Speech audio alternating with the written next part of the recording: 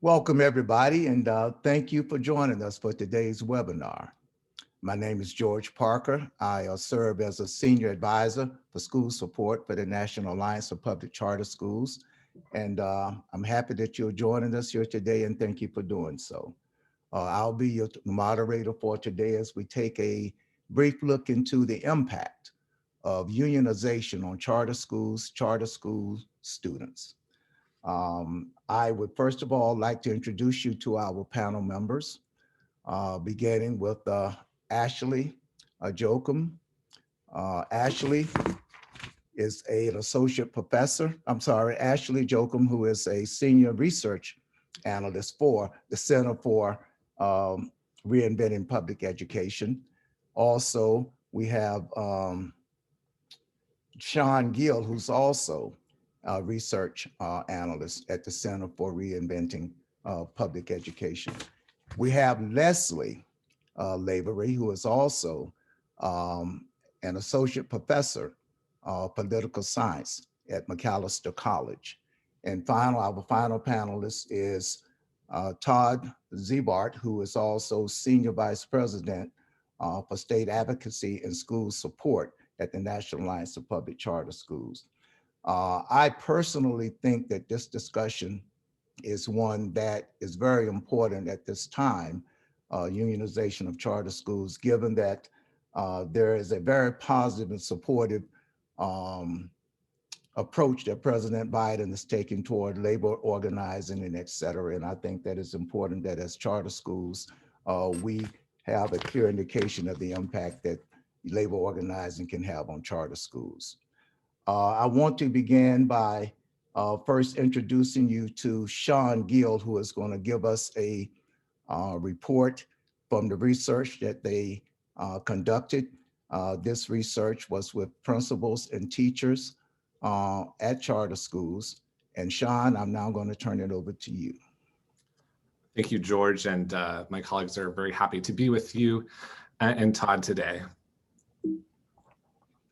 So first, we just wanted to give you a little bit of context. This is actually data that the Alliance has collected. And as it turns out, over the last decade or so, charter schools are no more likely to be unionized than they were a decade ago. However, when we looked at the data, we've seen some increase in charter schools that have voluntarily unionized, where they're not required by state law to unionize. And there's some growing traction of unionization in states like Illinois, New Jersey, and Pennsylvania. So again, as George mentioned, we had the ability to talk with both teachers and administrators, and actually 2 board members. And overall, we reached 19 schools over the course of 2 years. And these interviews were conducted primarily in 2018 and 2019, before the pandemic occurred. Again, our key questions were really these. One is, why do charter school teachers unionize in the first place? What are some of the potential risks and benefits that come from that unionization effort? And then what are some of the longer term implications for teachers, charter school administrators, and unions? And again, this is an exploratory study, so we're just hoping to surface some of these themes that are coming out of our interview data. The first thing we want to share is that there's a lot of narratives about unionization, but at the schools we talk to, the teachers we talk to, they're really motivated by local concerns, and that often stemmed from their working conditions, whether it was concerns over pay or job security, or how they sort of expressed teacher voice within the school or contributed to school decision-making. And there was often an undercurring theme of a breakdown in trust. And to give you an example, I spoke to one school where some long-term teachers had been there. There was a new executive director who was brought in. And they really felt like that executive director was not representing their views well to the charter school board, and that the charter school is actually losing its way. It wasn't sort of sticking to its mission.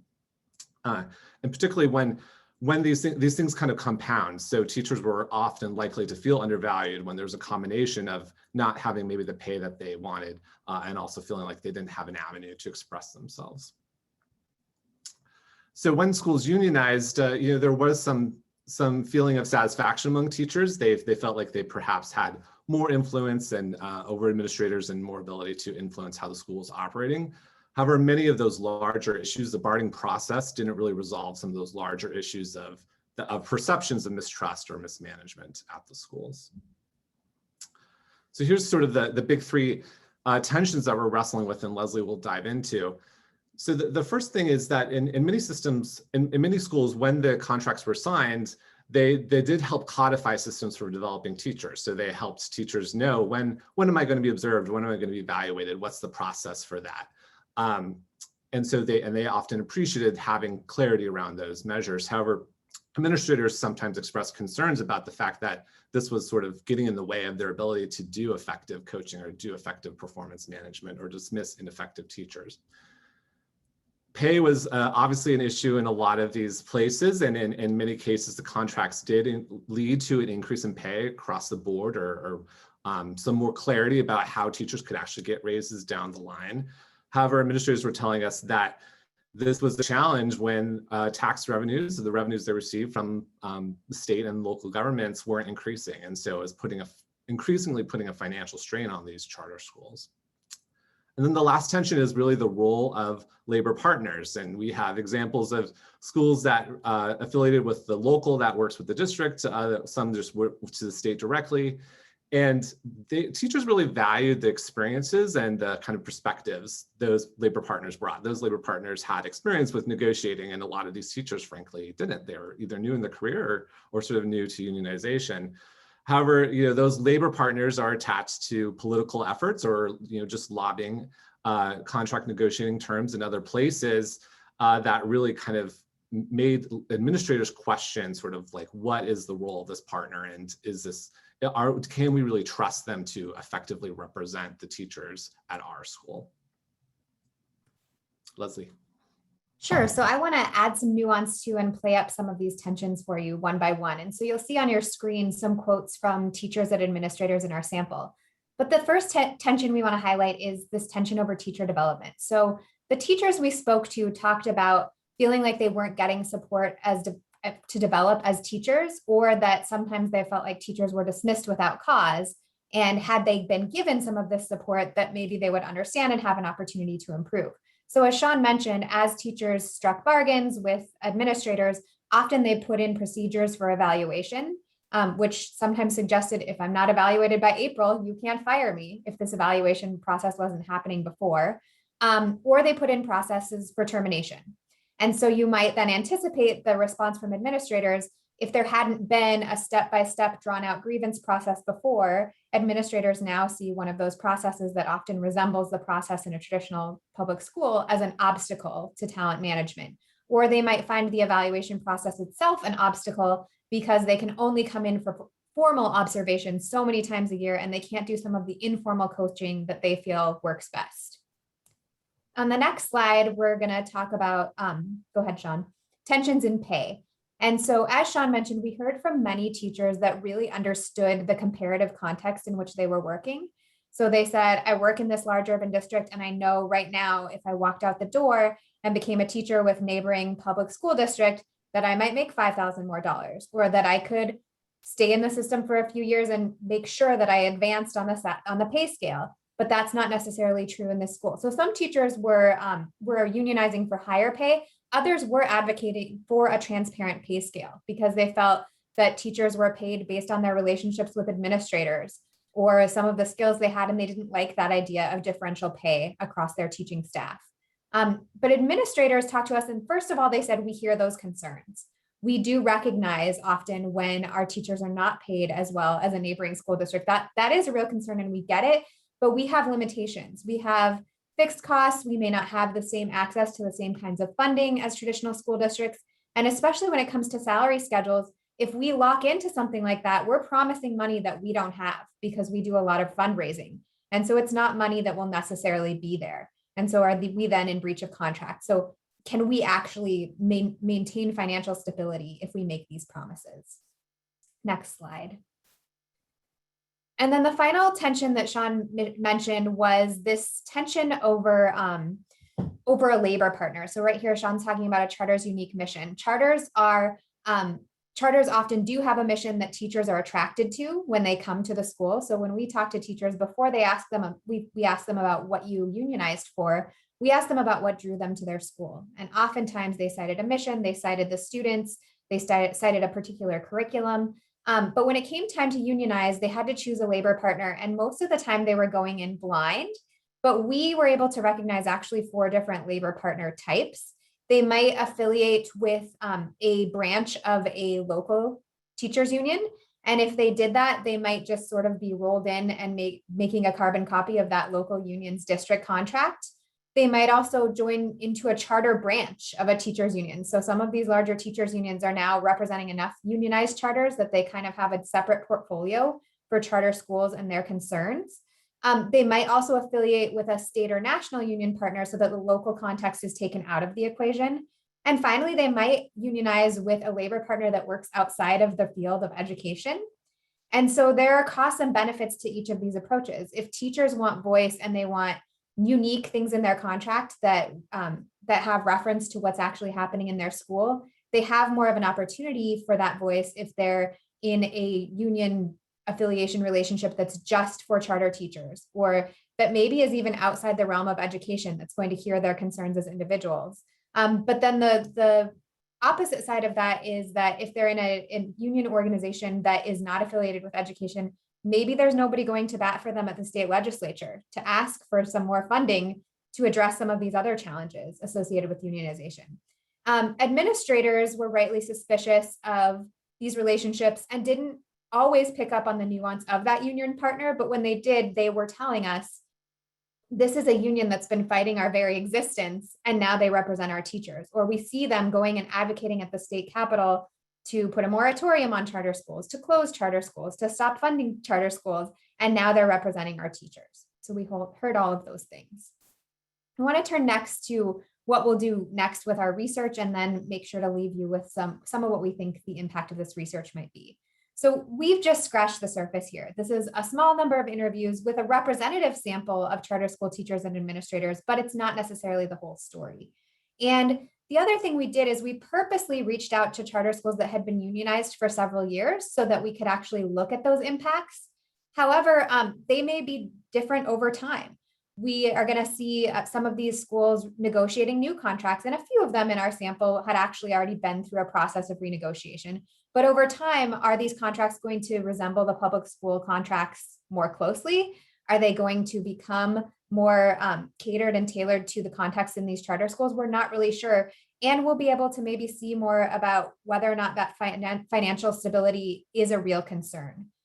So we also want to know if unionization can support teacher development and increase trust. So do we see these systems working in the way that teachers envisioned and imagined them, or are administrators confronting issues with teacher talent and their coaching models?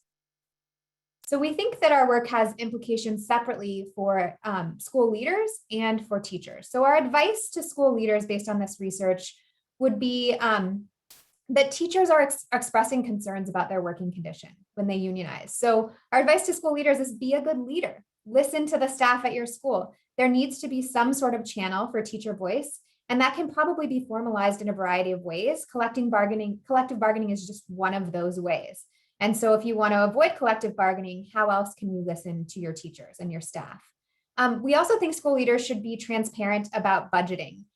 We talked to charter school teachers and leaders where they had made a practice of sharing the budget and showing teachers what expenses were put towards the building, what expenses needed to go towards transportation, what was actually left to work with. And teachers that had been presented with this information actually understood the challenge. It didn't mean that they didn't want to raise and they didn't ask for higher salaries, but the context was different and there was some trust built in that endeavor. So we also have some advice for teachers. So we want teachers, obviously, as school leaders and as folks who want the best for kids, we want teachers to avoid making unreasonable demands. So that goes with the point on the last slide about if teachers understand what's going on with school finance, maybe they can make their demands in that context. But also teachers need to be really careful about the union partner they're choosing, and this can be hard to do. If you don't realize that maybe choosing a state affiliate will give you more freedom to do something with your contract that takes account of your context, then you might just affiliate with whatever union you find first. And that could be problematic because they might not represent your views and they might not preserve the mission of the charter school in a way that you as teachers committed to that mission would like to see. We also want to think about, as teachers' voice becomes more formalized, how might that impact students and improve student outcomes? So how can teachers focus on students? So we thank you for your questions, and I'm going to cross it over to Todd, who's going to speak in conversation with our study. Great. Thank you, Leslie, and thank you, Sean and George. As George mentioned, this is a very timely report for a number of different reasons. One is that we've seen increased efforts over the past few years to unionize charter schools in a number of districts, including Boston, Chicago, DC, Los Angeles, and New Orleans, just to name a handful. And we expect those efforts will continue. And as George mentioned, we also have, as pro-labor, a president, as we have seen in quite some time. President Biden released a video earlier this week in the context of the union vote at the Amazon facility in Alabama. And he made it pretty clear how strongly he feels about the important role of labor in this country. So I think those are really important things to consider, and I think make this report all the more timely. I think given the demands of the pandemic, though, it appears that the unions have been primarily focused on engaging in budget and policy discussions related to school reopenings. Now, that's not to say they haven't tried to push anti-charter bills in several states this session or push back hard against pro-charter school bills in several states. But their priorities have been elsewhere at the federal, state, and local level. But I think it's probably safe to say that when the demands of the pandemic have subsided, or mostly subsided, we may very well see an increase in their efforts to organize charter schools. And I think folks just need to be aware of that. One of the key aspects of charter schools or of the charter school bargain is to provide more flexibility to innovate to school leaders and educators in exchange for more accountability for results. And that's where this tension around unionization comes in. School leaders and educators desire the flexibility around such issues as scheduling, curriculum, staffing, and budgeting, the ability to make those decisions tailored to the unique populations in their schools. When a school is unionized, it runs a very real risk of losing that flexibility in exchange for a one-size-fits-all union contract. And it also runs the very real risk of creating new layers of bureaucracy between the administration and the teachers. The best charter schools, and frankly, the best public schools, period, have created a culture where there's a community of people working together, administrators, teachers, parents, and students. And bringing a union into the mix can sometimes create barriers between teachers and administrators. So if you're a charter school leader and you value your autonomy and your flexibility and your independence, I think you should really, pay attention to this report and the recommendations that Sean and Leslie are making to school leaders, particularly around doing everything you can to maintain or to create and maintain a school culture that is transparent and that provides meaningful opportunities for teachers to have a voice in the life of the school. We've been focused on this with George's help over the last few years and have created a number of resources to help school leaders in these efforts around transparency, culture, and teacher voice. We have a school culture toolkit that provides practical resources for school and network leaders. We have a teacher voice toolkit that shows how schools have authentically engaged teachers to strengthen their school. And then we have a couple of reports that have highlighted how school leaders of color in the movement have built strong school cultures and built effective school staff. So all of these resources, we would encourage charter school leaders to consult and take to heart. And if they're not already doing these things, to definitely double down and do them in the future. So let me just end my brief remarks by saying, charter schools in part are intended to provide more public school options to families, but they're also intended in part to provide more opportunities to educators. There are thousands of charter schools across the country that are operating with transparency, and they're providing meaningful opportunities for teacher voice. And ideally, given the charter model, it really is an ideal place to empower teachers. And so I think we need to celebrate those schools and the movement that are doing it, and we need to push others who maybe aren't doing it as much to take advantages of the opportunities in the charter model to empower teachers. So I will stop there, George, and turn it back over to you for Q&A. And you're muted, George.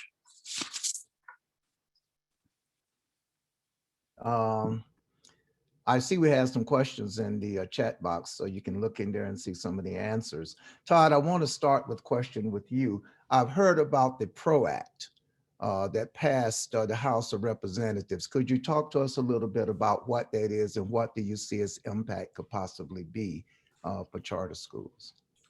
Yes, so the PRO Act is the Protecting the Right to Organize Act, and it was introduced in 2020, and it actually passed the House of Representatives in February of 2020, but then stalled out in the Senate. It's been reintroduced just last month, and we're expecting the House of Representatives to take it up at some point in the near future and very likely pass it again. And then I think the big question is going to be what happens when it goes over to the Senate. And broadly speaking, what the act does is it makes a number of pretty big changes to the National Labor Relations Act with the purpose of trying to make it easier to organize across the board. And so this could significantly impact charter schools, particularly in the 27 right to work states, because this bill would actually end state right to work laws. So I think big picture is, the act would have, big impact on a lot of different industries, and it could potentially have a big impact on charter schools by making it easier for the unions to organize charter schools. And I think it's sort of in the context of what we were saying earlier about, the increased efforts we've seen from unions to organize charters over the last few years, the fact that we have as pro-labor president as we've had in a very long time in there, and then the PRO Act out there as well.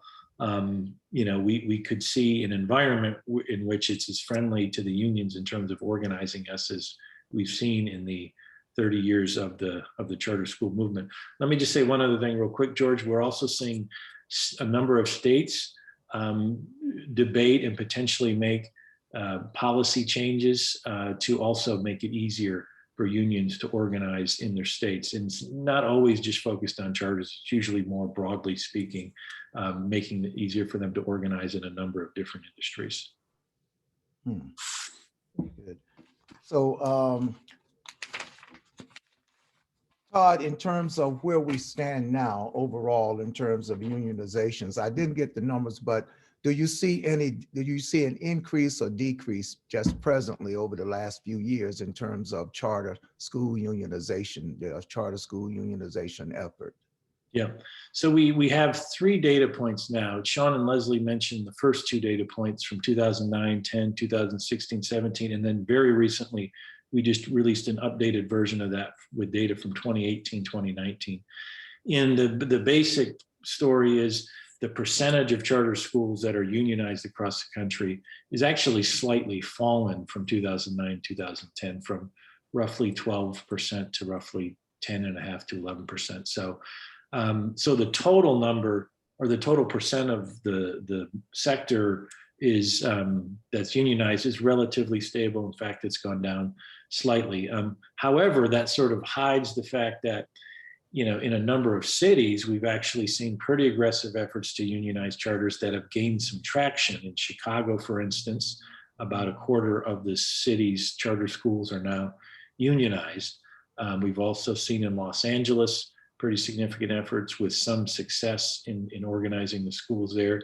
And then in New Jersey as well, there's been pretty aggressive efforts and they've had some success. So overall, nationally, the percent is slightly lower, but in specific cities, the percent has gone up over the last few years.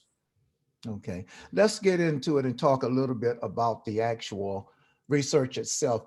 Can you talk to us a little bit, Ashley or Sean, and et cetera, about the characteristics of the sample, a little bit more about the choosing of the sample? Yeah, I'll start and Leslie can join in. Our most recent work, the study that was just published, we talked to 8 schools overall. 2 were on the West Coast, 4 were in the Midwest, and 2 were in the East Coast. 3 were suburban and 5 were urban schools. 3 were affiliated with NEA, the National Education Association. 3 were affiliated with an AFT, American Federation of Teachers. 1 was a merged, and then 1 was represented by a union outside of the field of education. 7 of the schools that we talked to most recently were freestanding or single site charter schools, and then 1 was part of a charter management organization. And then in terms of the grade spans, we had some K through 8s, middle schools, and then high schools as well. And most of the schools were serving student populations that were primarily Black, Latino, or Asian, rather than majority white. In terms of the outcome of your research, in terms of the impact, and I'd like to ask the question, and I don't know if you had the research on this, but was there any indication in the research of the impact that unionization has had on students' performance? Was there any data or that you saw on that? Because bottom line is, with all of this, is how does it help or hurt students? So George, we did ask about this. We don't have great quantitative data, and we again have a small sample, but we don't think that there's a strong correlation between things like student test scores and whether or not teachers organized. We saw teachers organizing in schools with really low test scores and some schools that were top schools in their state. And from what we can tell over the short time period that we're looking at, there's not a huge effect on achievement. I know there is one quantitative study, and I'm forgetting the author's name right now, that does show a slight dip in achievement associated with unionization, and then it usually bounces back. We didn't see that in our sample, but again, it's a small sample, and we're not really sure whether and how the student population served influences unionization and how unionization then ultimately influences that population. So what do you see then as the friction? If there's no difference in terms of student outcomes that you could see, where is the tension? What is the source of tension? Is it about policy and procedures, or just where's the tension? Could you find where's the tension in terms of unionization or not unionization? No, I can jump in here. And I think one of the challenges with evaluating the impact of unionization on student test scores, and this came through in our interviews, is just that unionization can have different impacts in different contexts. So we heard from some schools where teachers and administrators actually agreed, and they felt like unionization had ultimately set a foundation for stronger results.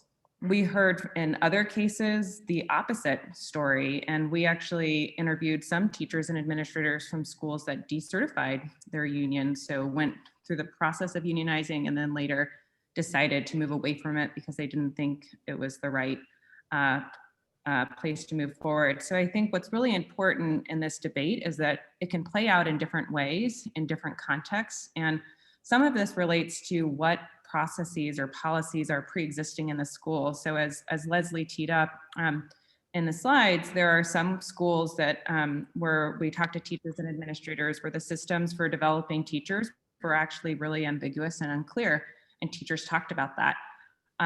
So unionization in that context may actually help to codify some systems and put teacher development systems in place where they were lacking. And if you take that same contract and you put it into a different school where they actually already have a lot of systems in place for developing teachers, you might actually create friction. And the new system that's in the collective bargaining agreement could ultimately undermine the school's approach to developing teachers. So one thing I think is just like one takeaway from this is the charter sector is really diverse. We often hear a lot about charter schools, often CMOs that have really strong systems in place for teacher development, but those same systems may not be in place in other schools. And so there's a lot of variability in the sector, and that's ultimately gonna shape some of how unionization plays out on the ground. Mm-hmm. From your research, and maybe this is more from experience, we know that the research was conducted prior to the pandemic. What impact do you think the pandemic, if you did the same research today, do you what impact do you think the pandemic would have on that research, or do you pretty much think it would be the same results? So I'd imagine that tensions between teachers and administrators may still exist, and that sort of the same may look a lot the same that we see in larger school districts, where you have administrators getting pressure to open and pressure to stay closed, and maybe teachers saying, let's stay closed. But I think we would hear probably less about salary. Folks are usually glad to be employed. But I also think that something I'm hearing locally and seeing locally, and I'm not sure if it's happening all over the country, but I'm in St. Paul, Minnesota, is that some charter schools are staying closed longer than district schools. And that's not because there's a union in place, but rather that the teachers don't want to come back. There are teacher shortages. And so the teachers are keeping the school closed in a way through their collective voice as individuals, but it's not formalized through the union. And so I'm not sure if we're seeing more of that or not. I think that there are many charter schools that are open and there are many charter schools that are closed, and I'm not sure that that's been studied systematically. It may be difficult for you to answer this question, and I'm not sure I'm phrasing it correctly, but if I'm a charter leader, should I fear union organization from the results of your survey?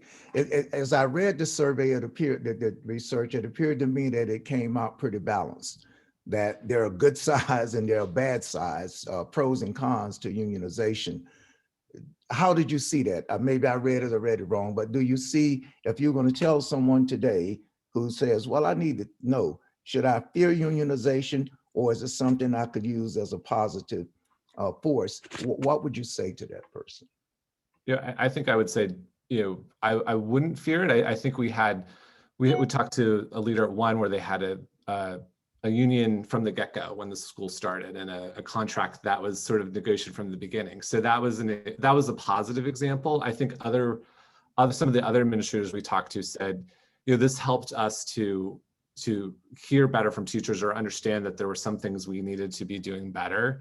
There's certainly a couple of cases where administrators were more skeptical, and I think when I think of what we heard from teachers, the way that administrators reacted definitely then influenced whether they could sort of rebuild trust or sort of rebuild that relationship. And so when leaders were sort of very reactionary or very, very clear that they didn't like the union effort, the teachers really did not respond that positively to that. And then if administrators took a slightly lighter touch, they could end up sort of still advocating for what was important to them. And we heard from a number of administrators who said, we're not going to fight the unionization effort, but we are going to hold firm on what we think is true. And one of those is our right to do professional development, our right to do performance development, and counsel out teachers that are not effective. And we held really strong to that. Did you find a large variance between school leaders' opinions of unionization and the teachers' opinions of unionization? In some cases, they were aligned, and in other cases, they weren't. But I want to go back to what Sean just said as well, because I think that there's a difference between leaders responding to or preventing unionization at different points in the process. It's a different thing to prevent unionization by inviting teacher voice and channels for that voice before the official and formal unionization process has begun than it is to try to prevent unionization once teachers have signaled that they are organizing, because then it felt like they were trying to be shut down and everything felt suspicious and secretive and combative, and it tended to make tensions in relationships difficult to overcome afterwards. And so we heard from some leaders that said, well, once I realized they were unionizing, I was trying to reach out to them in different ways, but I knew I couldn't just shut it down. And so I had to listen and I had to work through it. And you could still hold firm and like Sean just said, hold on to something about management rights without alienating your teachers by trying to shut down a process that had already begun. Yeah, and I'll jump in on this point because I think it's a really important one for school leaders, which is we heard from teachers that anti-unionization campaigns, so efforts to put a stop to unionization, really backfired in a lot of cases. Teachers felt like it was fear-mongering. I can remember one teacher telling us that their administrator had told her that they wouldn't be able to have pizza parties on Fridays anymore if they unionized. And so there's just a sense that it wasn't authentic and was really boiled down to fear mongering. And so I think really from what we've heard, we think it's more productive, as Leslie said, to engage teachers in discussions and to sort of create more channels for influence and voice and hear their concerns, rather than go into a campaign about all the bad things that will happen if unionization comes to pass. Mhm.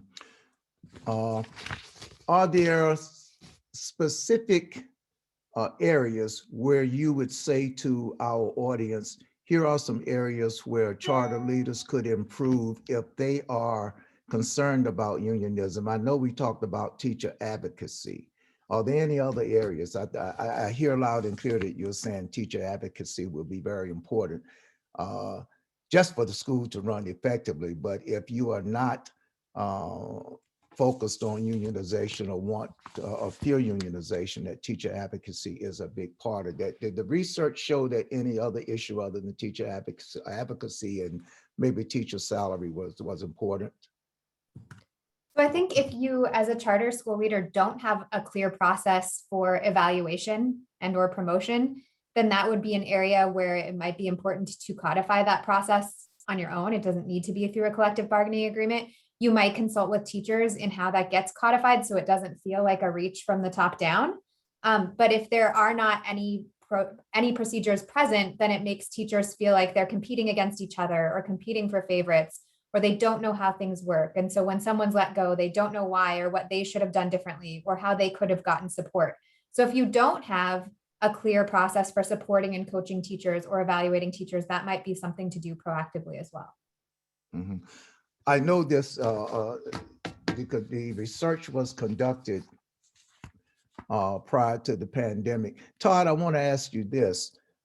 In terms of where you see, and I know that you are the state advocacy person, senior vice president. So just in terms of you're looking at the national landscape with charters at this point, do you see there as being any place where both the charters and unionization could come together? Do you see this as something that we're going to be on a long fight?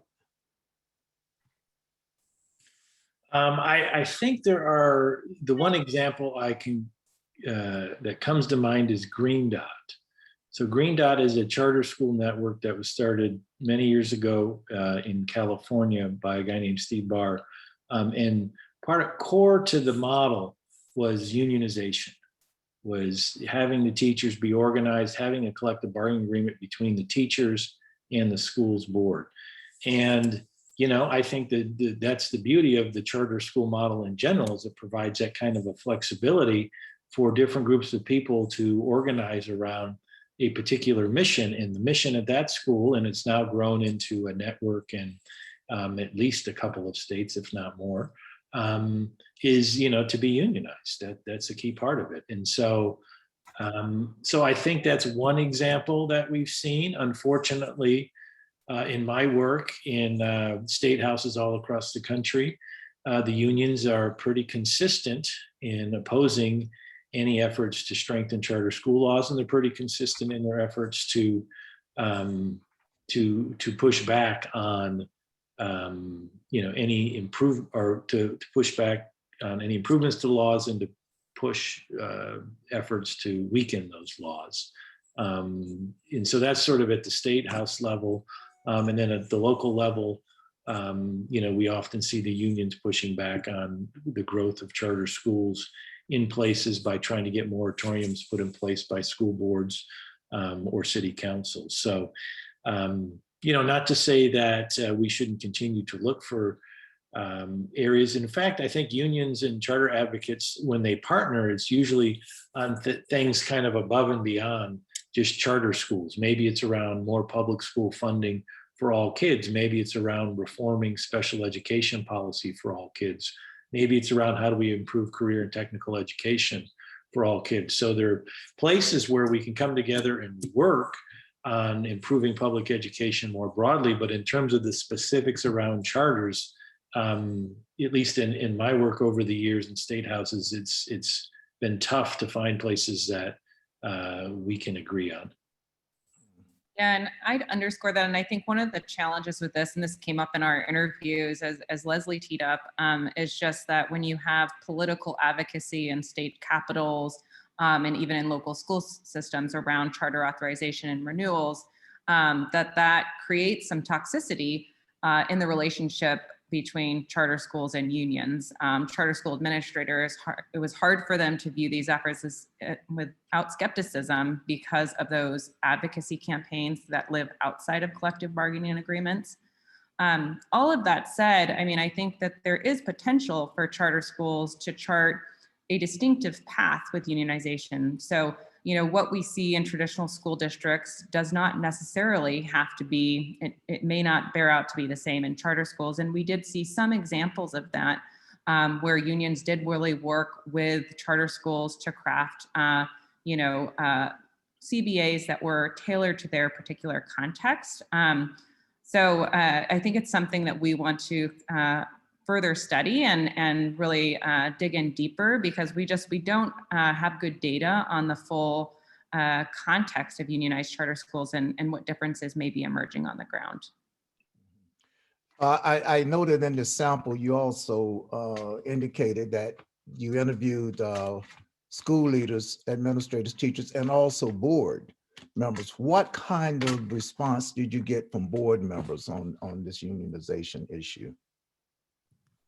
So we rarely talk to board members, but I can tell you that one of the board members we spoke to was a teacher on the board and was left in a very strange place by virtue of that, because then they were not part of the union, but they were still a teacher. And so that made it difficult for that person to figure out which party they identified with or which battles they wanted to pick and whose perspective they wanted to value. But it was the exception, not the rule, that we were able to get in touch with board members. And I will say that charter boards differed in their composition and in their relationship with the school. At some of the schools where we talked to administrators, the boards weren't involved with negotiations at all. It really was the administrators that were negotiating with teachers. And in others, the administrator was out of the loop, and it was the teachers and the boards that were negotiating the CBA.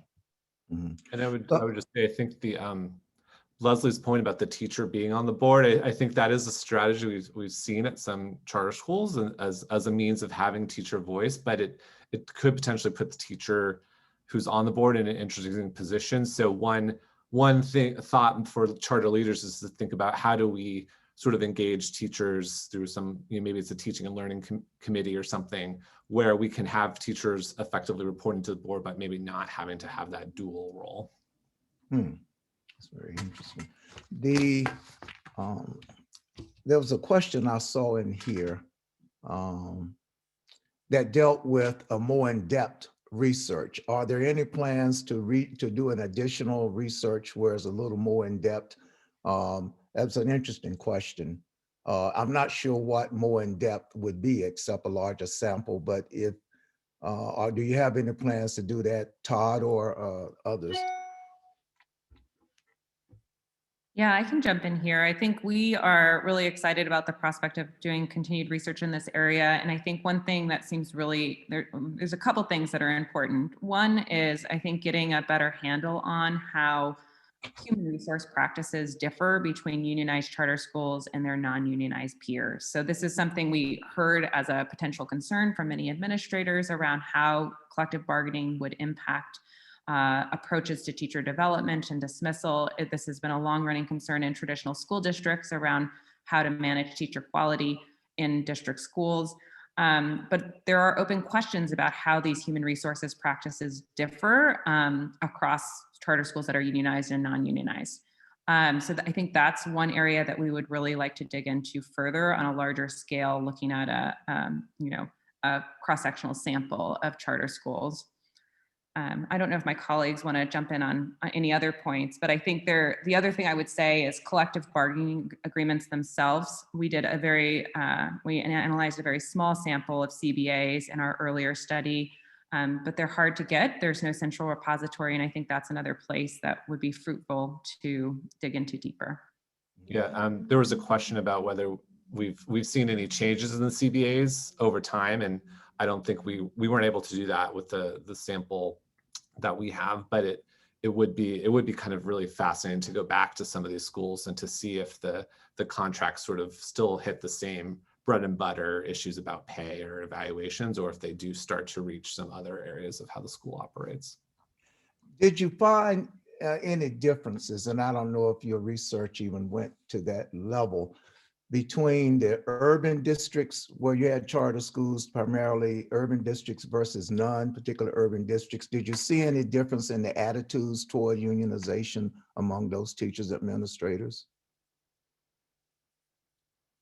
I will say we had less suburban districts in our sample, but we didn't see any notable difference by either geography or by the type of union that they were affiliated. Those didn't seem to be strong predictors of differences in our sample. One thing that is important is there, and this reflects the trends in charter school unionization that Todd teed up, is there are particular local contexts where the politics around charter school authorization and charter school growth are particularly intense. So I'm thinking of some of our larger urban school districts where it's a broader political issue. And I think that's something where the tensions around charter school unionization could be more fraught, just given those political conditions.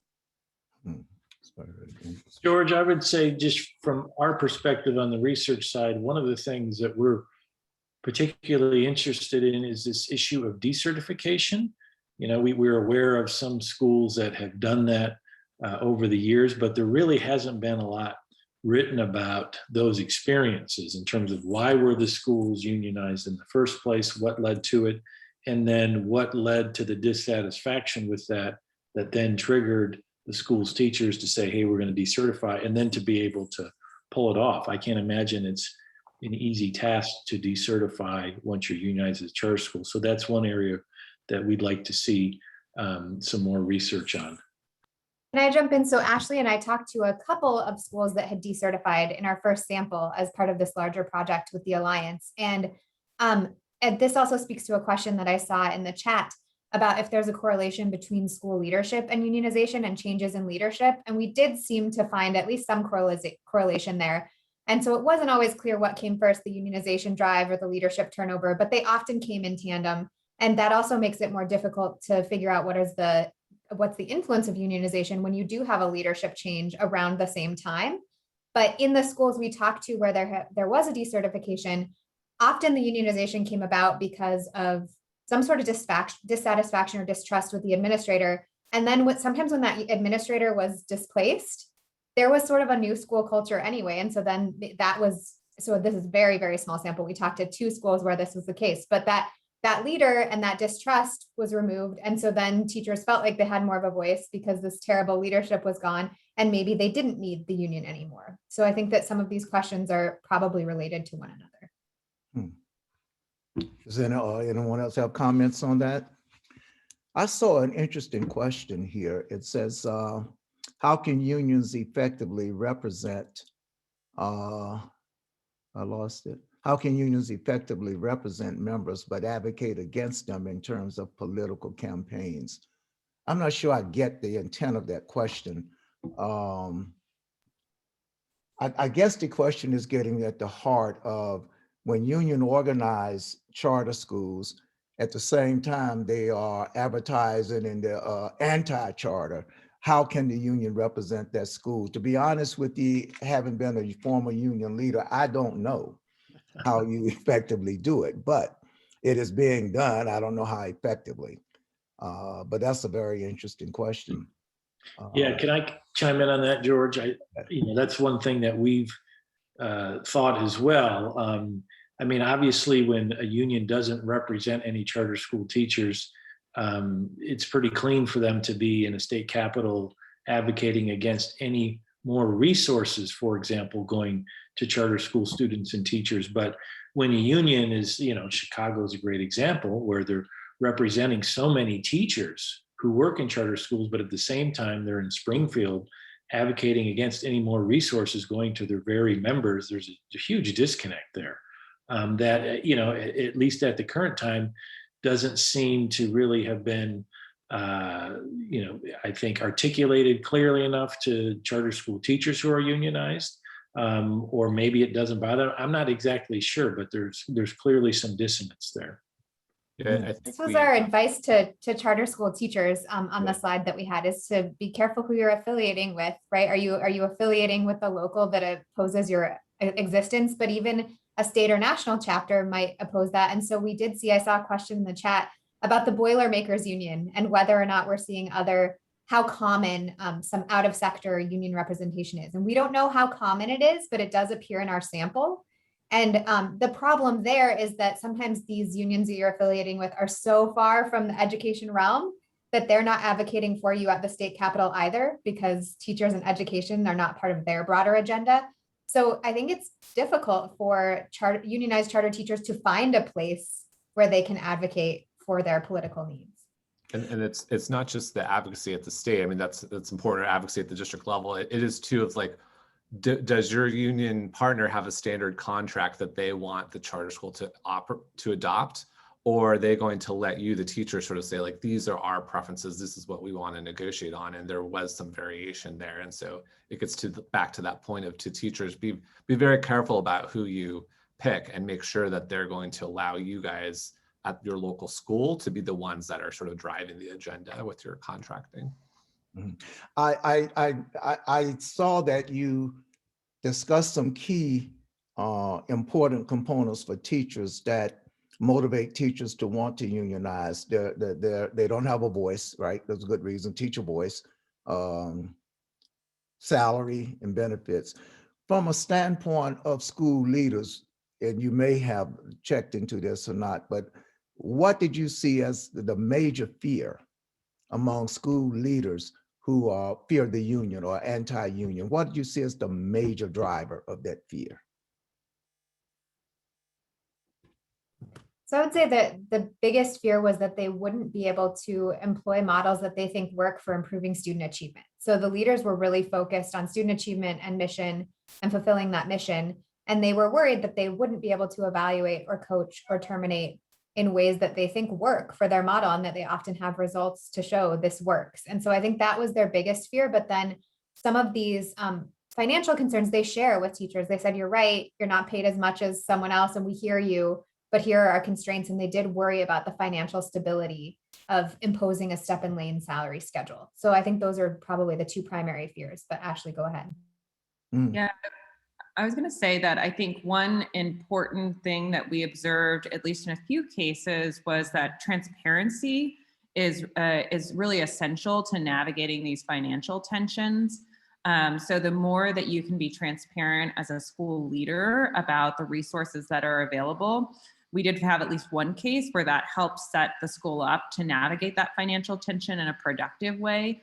But of course, there are other cases where it didn't turn out that way. And so I think understanding the budget and how resources are used, we think that that's a potential area for managing these risks, the extent to which teachers really understand where resources are going and what's available to the school. Because I don't think any of the teachers we talked to wanted to risk the school's financial sustainability, but there was often misunderstanding about where resources were going.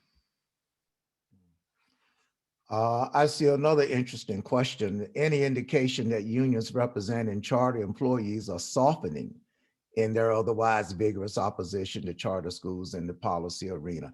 Maybe, Todd, you might want to take a shot at that one, just being national in terms of your reach. Yeah, I am not seeing a whole lot of evidence of that to date. It seems to me over the last 4 years with Trump as president and DeVos as Secretary of Education, it seemed like the union opposition to charters actually hardened and intensified and became more aggressive in what they were pushing at the state and district levels. Perhaps with Biden and Cardona in there now, talking nationally about these issues, and particularly with Secretary Cardona making clear that he's supportive of all options that provide a good public education to particularly to low-income students of color. Maybe that will help soften the opposition we've seen from unions, but I'm not going to hold my breath on it. I think, as we were talking about at the beginning of the call, I think actually with such a pro-union, pro-labor president in there, this might be the opportunity for the unions to push as hard as they ever have on organizing charter schools. Yeah, I think that the timing is very, very critical for unions at this point. President Biden seems to be very, very committed to workers' rights and unionization and upholding unionization rights. Ultimately, I think within the 4-year period that there will be a more aggressive approach toward unionization, but not just teacher unions. I think that Biden by heart is a labor person, and whether it's teachers unions or other unions, that he's going to support efforts to organize labor. I saw a question here that was interesting. It was said some charter schools have implemented teacher-led or teacher-governed models. Is this a model that the charter sector leaders should be encouraging to address the underlying labor management tensions? I guess the question is in terms of should we be supporting the implementation of more teacher-led charter schools? Todd, maybe that's the one that you could respond to. So the short answer is yes. I mean, I think we need to be sharing with our state partners and our local partners a variety of different models and ways in which they can ensure that teachers have a meaningful voice in the life of their school. And it's hard to think of a more meaningful voice than actually leading and running the school, as they do in the teacher-led model that I know originate out of Minnesota, and I think is actually being implemented in other states as well. So I think that's one of the most promising ways, among others, that we can encourage teachers to have a strong role in the operation of their schools. Mm-hmm. And I'm also aware that there's a specific focus on, as a part of the DEI and the equity issue, to look at trying to recruit more teacher leaders of color to actually branch out into becoming charter school leaders.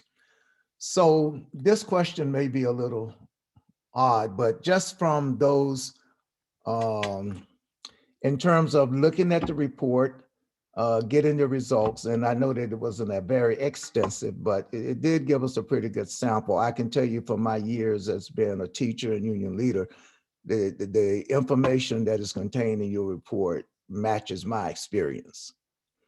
So my question would be, given that, what do you see right now? If I'm a school leader who is saying, what should I feel right now about unionization of my school? Just from your individual takeaways, what would you say to that person? Should they fear or not fear? What are some of the things they could do from an administrative standpoint to address those fears? But what is your takeaway? I came away feeling it was balanced, whereas I couldn't quite say it was a negative or a positive, right? Because they were good and bad. Just what did you walk away with in terms of unionization from a personal standpoint? Yeah, I mean, I think there's a lot of nuance here, and I think that's one of our big takeaways from this project. I mean, I'll let my co-authors speak for themselves, but there's how unionization impacts charter school teachers, administrators, and students themselves really depends on what ultimately gets bargained. In some cases, bargaining could set a foundation for stronger results in the future. In others, it could have the opposite impact. And it really depends on the specifics. And I think that, there's a debate that unfolds over newspaper headlines about charter schools and unions. But the nuance is really important. And that's why we think it's just so important that we need more research on this area. And also from a practical standpoint, that charter school teachers, administrators, and unions really consider some of these specifics as they go through this process. Well, we are about out of time. I see it's about 3:29, so we won't want to hold you any longer. I'd like to thank all of those who came and joined us for this discussion. Clearly, there's going to be more and more discussion about unionization over the next 4 years. I recommend that you stay in touch. There's a lot of information on our website that you can take a look at. And again, I want to thank you all for coming. And it is now 3:30. And if anyone else would like anything, I have to say anything, you can do so. If not, we really appreciate you coming. Stay in touch with us, and we'll appreciate it. Thank you.